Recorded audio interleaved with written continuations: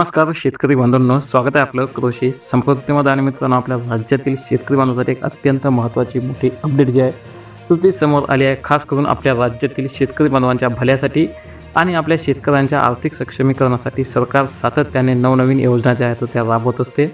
आणि आतासुद्धा आपल्या महाराष्ट्रातील शेतकऱ्यांसाठी राज्य सरकारकडून मोठा दिलासादायक निर्णय जो आहे तो घेण्यात आलेला आहे.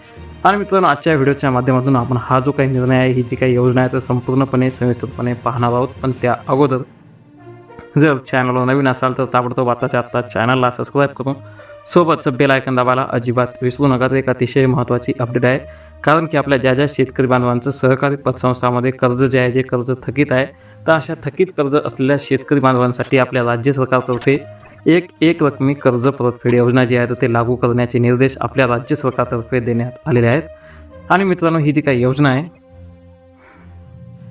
तर या योजनेचा उद्देश म्हणजे की आपल्या मुख्य उद्देश जो आहे तो आपल्या राज्यातील थकबाकीदार शेतकरी बांधवांना दिलासा देणे, त्यांचा पत दर्जा म्हणजे की जो काही आपलं शेतकऱ्यांकडे लोन असते त्या लोनचं क्रेडिट स्कोअर जो असतो त्या लोनमध्ये डाऊन होतो आणि त्यांना दुसरं कर्ज जे आहे तर ते मिळत नसते. आणि त्यामुळे या शेतकऱ्यांचा पत दर्जा म्हणजे क्रेडिट स्कोअर सुधारण्यास मदत करणे, त्यासोबत जी कर्जवसुलीची प्रक्रिया असते तर त्यालासुद्धा योजनेच्या माध्यमातून गती देणे, हा या योजनेचे काही मुख्य उद्देश आहेत.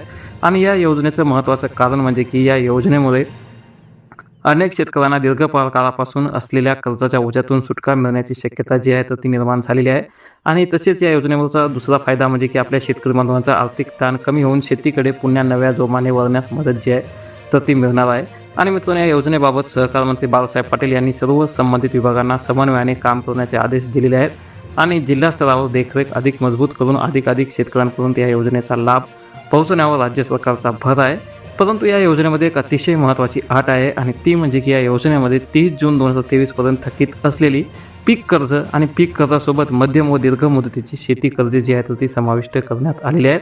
आणि याबाबत दुसरी एक महत्त्वाची बाब म्हणजे की एकाच शेतकऱ्यांची अनेक कर्ज खाती असली तरीसुद्धा सर्व खाती मात्र या योजनेसाठी पात्र ठरणार आहेत. परंतु जे कर्ज आहे तर ते 30 जून 2023 पाहिजे.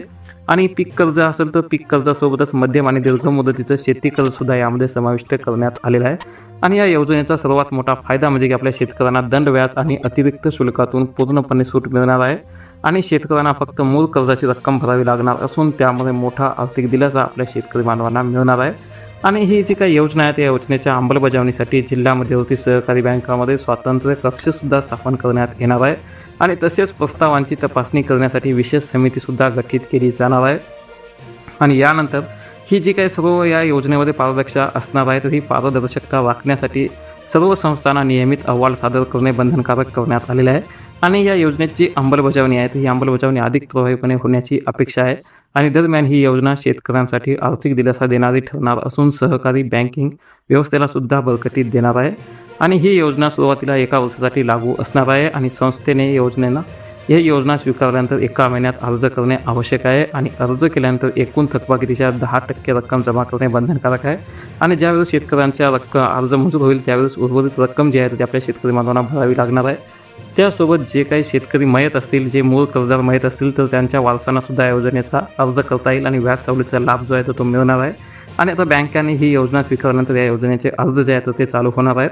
तर नेमके हे अर्ज कधी चालू होतील हे आपल्याला येणाऱ्या व्हिडिओच्या माध्यमातून कळवण्यात येईल, किंवा आपल्याला अर्ज चालू झाल्यावर सुद्धा आपल्या चॅनलच्या माध्यमातून सांगण्यात येईल.